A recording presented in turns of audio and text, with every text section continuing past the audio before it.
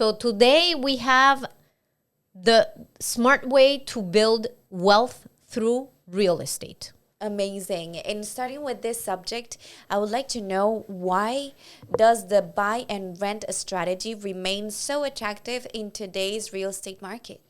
Look, I'm going to say once again, real estate is probably one of the safest and most stable long-term investments. And it's as simple as this. You buy a property, you rent it out, your tenant helps you pay for a good amount of your expenses, you hold onto the property, and with time, that property is going to appreciate. It's very rare that you're going to lose value unless you buy a very bad property. And what happens with time? You build an equity on that property that if you compare it to other types of investments, it's very difficult to build so much equity. We're not going to say fast, especially in Quebec, but let's say within a period of 5 years. And in 5 years, once you've built equity, what do? You refinance, you pull out that cash, you buy another property, or you invest in something else. So for me, it's a great way to build long-term wealth. It's not something where you're going to make cash from, I don't know, in a year or something. Yeah. And in today's economy, how do you see the real estate investments in today, like in Quebec and in Canada? Look, it's still very good. I know we're still in 2025 in what we call a seller's market, depending on the type of property, because like we were talking before on our Spanish version of the podcast, co-ownership is now facing a lot of challenges. So I'm going to say that the market and the co-ownership part is more a buyer's market, but for the others, it's a seller's market. So, but there's still opportunities. There's always opportunities to buy, like I tell everyone. People always get scared when they start seeing over asking, sold over asking. And I say, look, in any market, there's opportunities. You just have to look for the right property. Yes. There are properties, for example, that have been listed on the market for a year. That's your property. Go, negotiate. It's probably properties that you're going to need to invest some money in renovations, or because it was not properly priced. But there's opportunities. There's always opportunities. And now that rates are going down, I think Again. it's yes.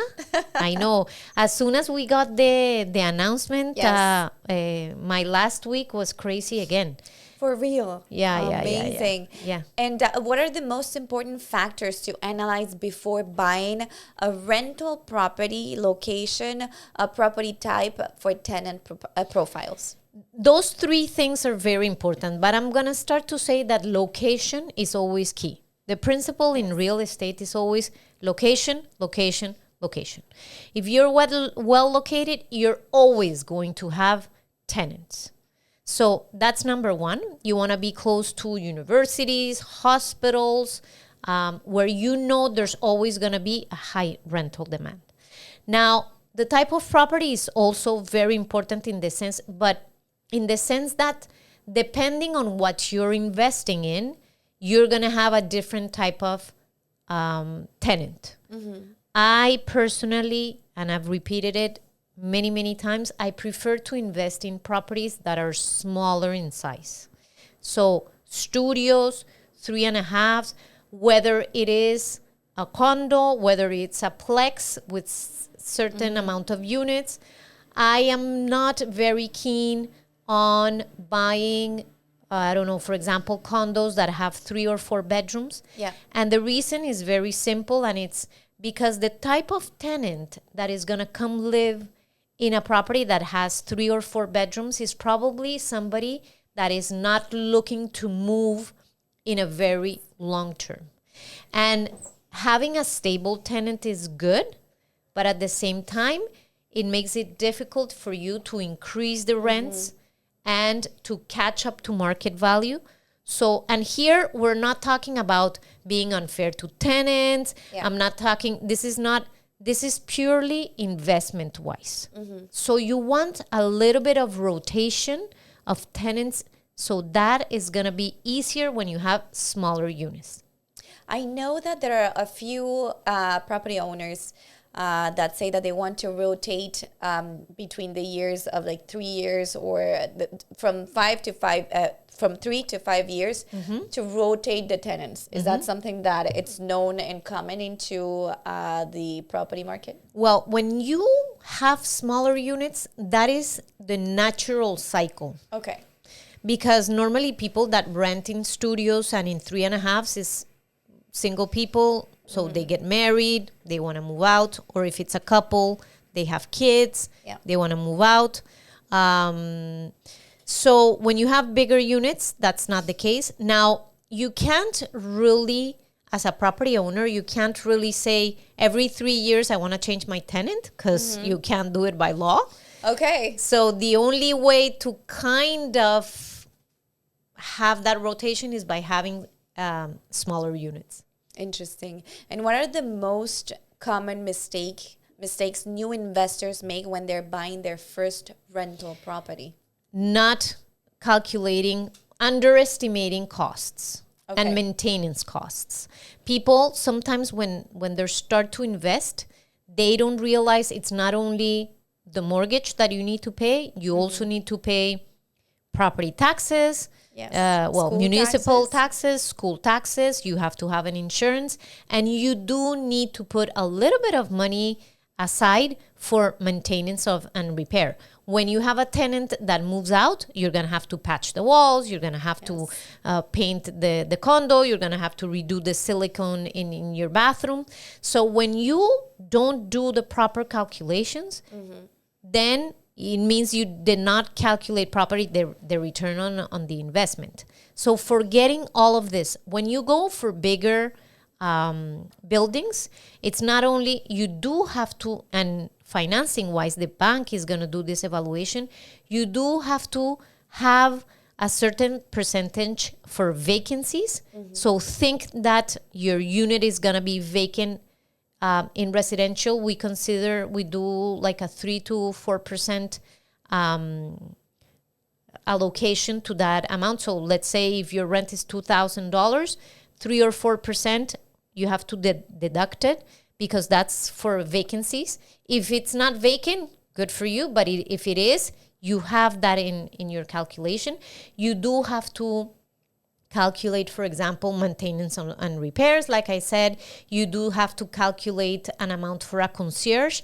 Even if you do it on your own, financing wise, a bank is gonna take it into account. And there's other expenses, snow removal if you have a plex or so it's very important to properly estimate the cost of the property that you're buying. And also, talking about investments, can the type of rental person or the tenant can be a liability or something that can be profitable? Totally. Yes. And again, I'm not trying to say here's something that is against tenants, but if you have a property where you have a tenant that has been there for more than 10 years and is over 60 years old, because now the law changed, and it has a low income revenue, that's a tenant that a new owner will never be able to ask for the repossession because he's protected by law. Yes. So that is a tenant that is a liability for you as a landlord. And talking about a new property owner for a rental property, what are the type of background checks that they can do or ask for to rent the property? So when you're going to rent a property, you always have to ask, you don't have to, but this is what I suggest. Proof of income, so the pay slips. I ask for at least 3 to 5 pay slips to see how long has the person been working. You can also ask for employer's letter. You also want to ask for a credit check because a credit check is going to let you know how that tenant pays his debts. Yeah. Sometimes, look, you see that a tenant has a low credit score, but for example, it's somebody that just came to Canada. Yeah, that's So what I it's was going to normal. ask you. Yeah. It's normal because they're just starting to build credit. So it's important to know how to read the credit report. Yeah. Or because they were a victim of fraud, or because they consolidated some debts in the past, but they're paying well for the last 2 years. So that it can justify a lower credit score, but it's important to know how to read it. You cannot ask a potential tenant for any information that is gonna it's gonna allow you to verify anything different than his capacity to pay for the rent. Okay. And we had it here with one of the girls that she was being asked that they wanted to speak to the employer to know if she was a good employee or not. Interesting. You are not allowed as a landlord to do that. You are allowed to call the previous owner and ask how they pay. Okay. But you cannot go and call the employer to know if your potential tenant is a good person or not. Mm-hmm. Now, the other thing that I always tell, and this is more after you rent, but you have to have it in the conditions when you're choosing a tenant, is always ask your tenant for civil liability insurance. I do not rent anything to anyone, or I do not let any of my clients rent anything to anyone without that tenant insurance. And again, this is good for the landlord, and this is great for the tenants. Yes. The tenants think that that's an extra cost, that is a waste of money. Mm-hmm. Let me tell you that if you as a tenant have somebody over, that person falls, and they sue you, it is your tenant liability insurance that's going to pay. If there is a water leak and you need to be relocated and you lose your furniture, it is your tenant liability insurance that is going to pay you back for that furniture. It's not the landlord's insurance. Mm-hmm. So it's very important for both parties to have it. Interesting. And how can investors calculate whether a property will be actually profitable as rental? Let's do a simple formula. So what you want to do is your monthly rent or your annual rent minus your monthly or annual expenses. That is going to give you what we call the net rental income. Okay. So it's really what you're going to keep in your pocket after the payment of all the expenses. That annual net rental income, you divide it by the purchase price and multiply it by 100. That's going to give you what we call the cap rate. So it's the return on the investment, what you're getting back for your money.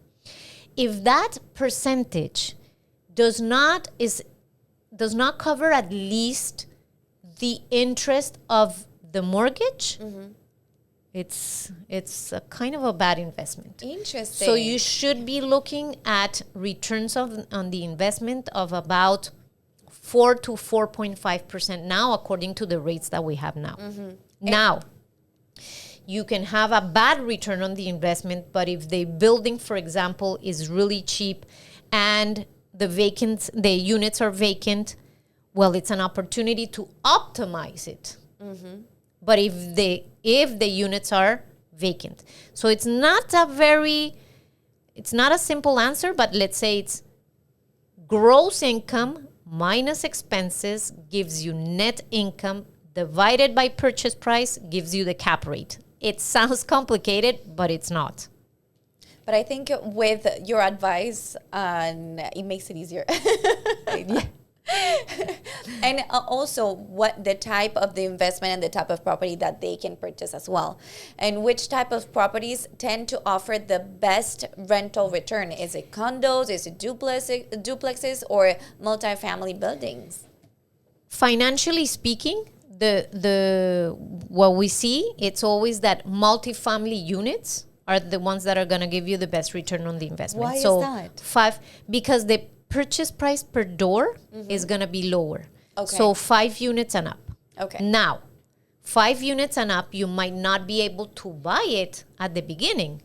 So you could go to simple plexes. So triplex, fourplex, duplex. Condos are the ones that are going to give you the lower return on the investment, but condos require less work and less maintenance. I'm a real estate broker.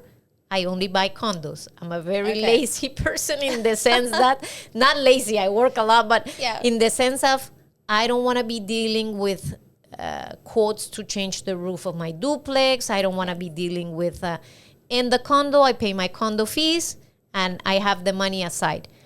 So I decided that because it requires less work on my part, I'm going to get a lower return on the investment. If you have more time, if you are young, go for duplex, triplex, and if you can in the future for multifamily units, which are 5 units and up. Yeah. And now with this new law 16, I think new investors need to be very aware cautious. With that. Very cautious with the new law 16 when they're going to buy in a co-ownership. Very cautious. Very important to know if it's complying or not with the law. If you don't know what law 16 is, you have to go to the 2 weeks ago we did that episode about law 16. Yes. And also with the rates that are going down a bit, I think that that shakes up a bit the new investors. And how do interest rates and current lending rules impact the rental property investments? The lower the rates, the higher the price, because that equation that we just did, it means that if you buy at a high price, even if your return on the investment, so that cap rate is lower compared to the interest rate you're paying to the bank, so you can afford it because the cost of the money is lower. So normally when the interest rates go down, the prices are going to go up. Again, this does not mean it's not a good opportunity to buy, and vice versa. It is also a good opportunity to buy when interest rates are high. You just need to do your numbers and negotiate more. So there's opportunities in every single market. When the interest rates are lower, you have to be more cautious about the purchasing price and how much you're getting. When the interest rates are high, you're going to have a lot of possibilities to negotiate because people are afraid to get into a mortgage because of the cost of the money. Exactly. So there's always opportunities. And talking about the down payment as well, I think people need to be aware of the costs and then how they need to save to get ready into investing into first-time property. Yes. Yeah. You have to take into account that when you're buying a second property or an investment property, you're going to need at least 20% down payment. Exactly. Except if you go to multifamily. When you go to multifamily, so 6, 7, and up, the bank is no longer, well, depending on the bank. Desjardins, I think they go up to 8 units or something. But let's put it at 10 units and up. So a multifamily building, 10 units and up. The bank is going to lend you based on the income of the property. It doesn't matter if you have a great revenue yourself. So you might be able to buy multifamily with only 10% or 15%. Interesting. So it doesn't mean that a revenue property or an investment property, you necessarily have to do 20%. When it's considered residential, so under 6 units, yes, you do need to put 20%. But when we consider commercial lending, it all depends on the revenue of the building. And there's new programs from the CMHC that allow you to borrow the money with up to 40 years amortization and at a lower rate. And it's called the MLI program. You have to, of course, the building has to classify. There's different types of classifications, low rental income or energy efficiency. So there's some criteria, but there is opportunities to buy when you want to buy multifamily buildings. And when is it better to buy? Because is it better to buy with a mortgage now or wait to build up more capital first? It's always good to buy. Always. Yeah? Yeah. Of course, If you're going to try to buy a duplex and you don't have at least the 20% for what you want to buy, you can't buy because you're going to need. But as soon as you have some money, it's always good to buy. You don't need to have 40%. You don't need to have 50%. If you have enough for a 20% down payment, you can start, even like I say, even with a condo. It can be a good small condo. For example, the studios. Yes. I have a studios, three studios, and the return on the investment on those studios is amazing. I bought them a couple of years ago for a very low price, and when I divide the price per square foot, what they give me, they're amazing. I didn't have to buy a 4.5. I didn't have to buy a 5.5 and wait until I had a whole bunch of cash. Yes. I had some little cash at that time.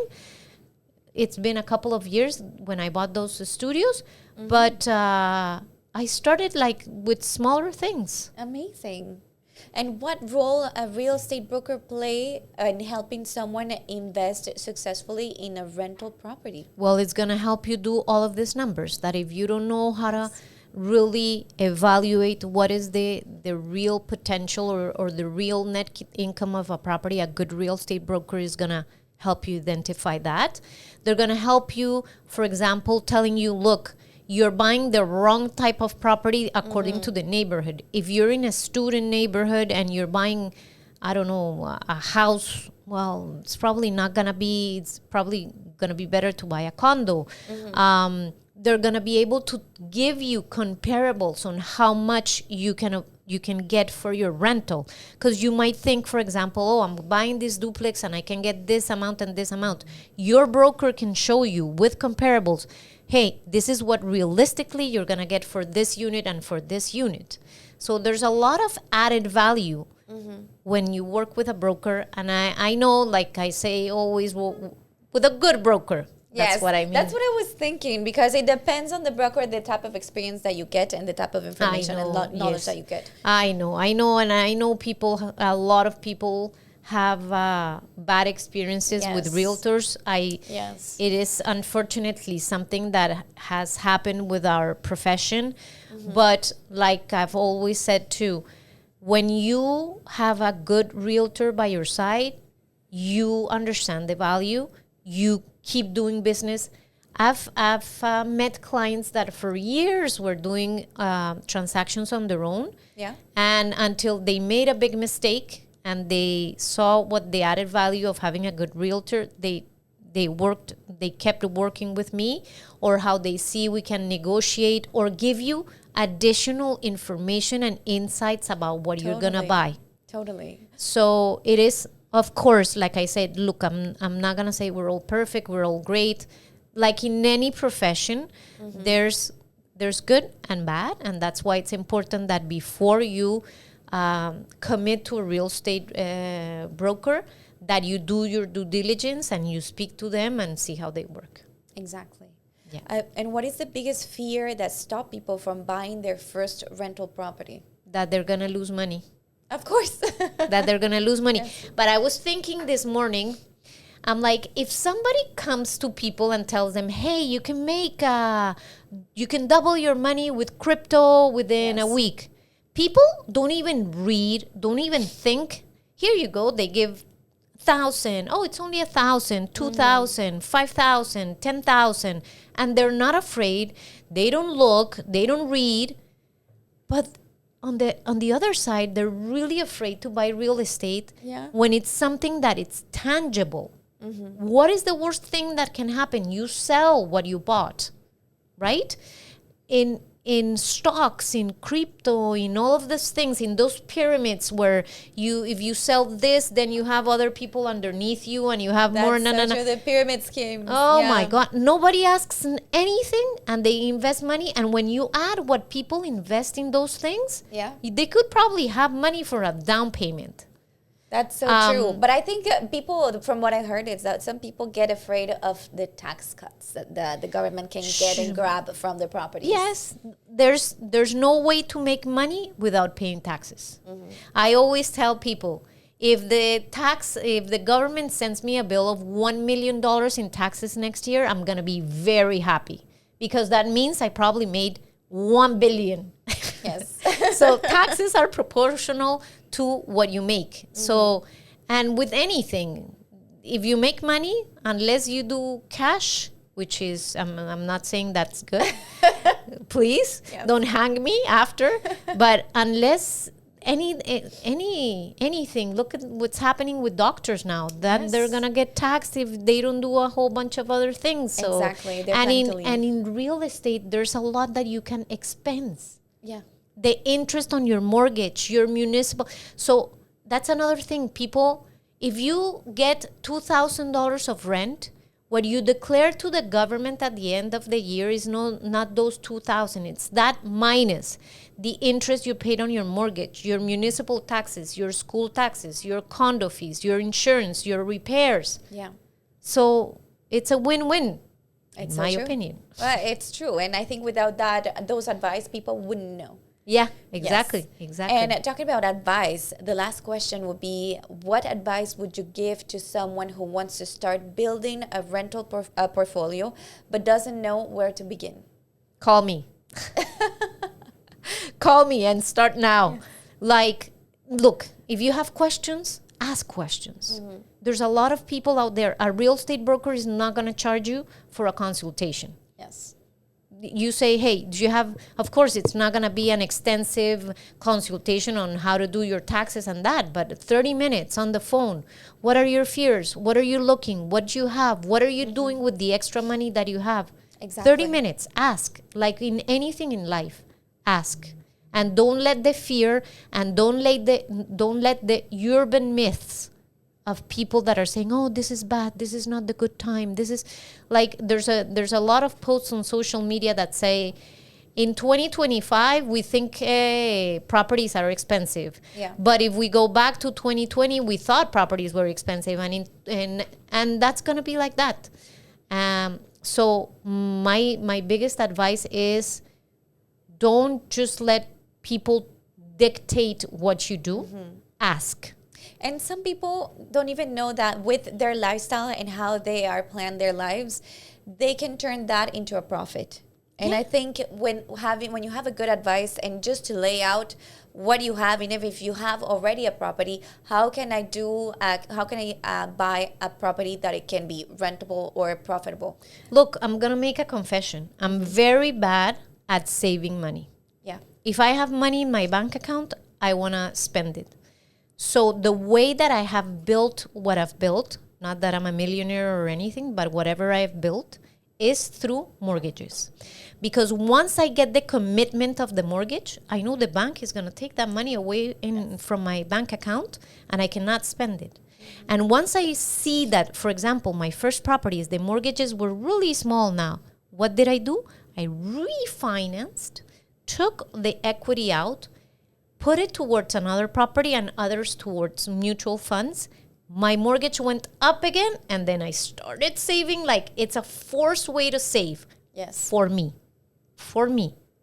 And so far, so good. So, like I say, it's just starting. Yeah, and it's just voice it out. And what can you do with it? Exactly. Thank you so much, Catalina, for this episode. Thank you, Maria.